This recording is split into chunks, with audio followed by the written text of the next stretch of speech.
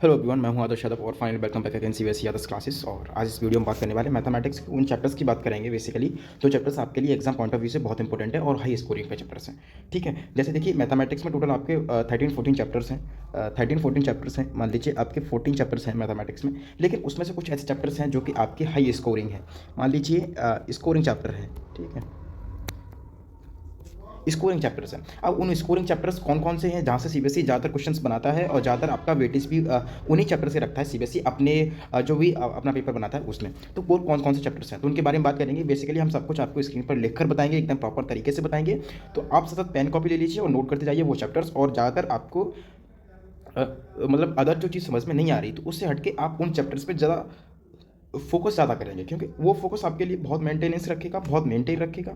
और साथ ही साथ वो फोकस आपको इतना हाईलाइट कर देगा, इतना हाईलाइट कर देगा कि आप ये कहेंगे कि नहीं सर, बोर्ड का एग्ज़ाम देकर तो आए हैं सर, 80 नंबर का था और इसमें जब वो सॉरी मान लीजिए सर 80 नंबर का पेपर था और 80 में सर हमारे नंबर क्या कहते हैं ईजिली हमारे 55 to 61 जा रहे हैं।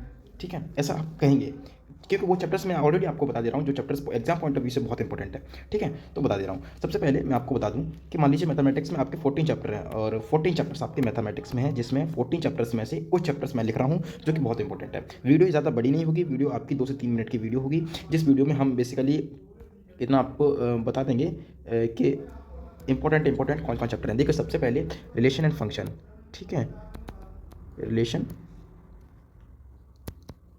एंड फंक्शन समझ पा रहे होंगे आप। दूसरा है मैट्रिक्स, ठीक है। तीसरा है डिटर्मिनेंट, ठीक है।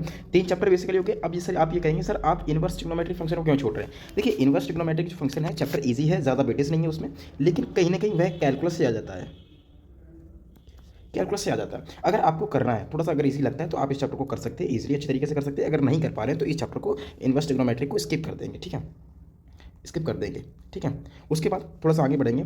इतना हुआ, इसके बाद आप कॉन्टिन्यूटी यानी कैलकुलस आपकी लग जाएगी, ठीक है। तो बुक में आपकी, तो कैलकुलस को भी हमें स्किप करना है, फिर हम जाएंगे वेक्टर की तरफ, फिर 3D ज्योमेट्री, ठीक है। 3D ज्योमेट्री की बात आ जाए, लीनियर प्रोग्रामिंग, ठीक है। लीनियर प्रोग्रामिंग के बाद थोड़ा सा और स्क्रॉल करेंगे तो हमारा जाएगा प्रोबेबिलिटी, ठीक है, लास्ट चैप्टर। कितने चैप्टर हो गए, एक वेक्टर हो गया, दूसरा 3D ज्योमेट्री हो गया, और तीसरा लीनियर प्रोग्रामिंग हो गया, चौथा हमारा प्रोबेबिलिटी हो गया, और फिर जाएंगे पांचवा हमारा रिलेशन फंक्शन हो गया, छठवां हमारा मैट्रिक्स हो गया, सातवां हमारा डिटर्मिनेंट हो गया, ठीक है। चैप्टर कितने हैं, 14। आप थोड़ा सा और स्क्रॉल करेंगे, ठीक है। ये चैप्टर्स आपको कंपलसरी करने हैं। ये अगर ये चैप्टर्स कर लेते हैं तो इजीली आप 40+ मार्क्स चले जाएंगे, ठीक है, इजीली 40+ मार्क्स चले जाएंगे ये चैप्टर कर लेते हैं तो। उसके बाद थोड़ा सा आगे बढ़ते हैं और आगे बढ़ के देखते हैं हम जाएंगे अब इनवर्स ट्रिग्नोमेट्री पे।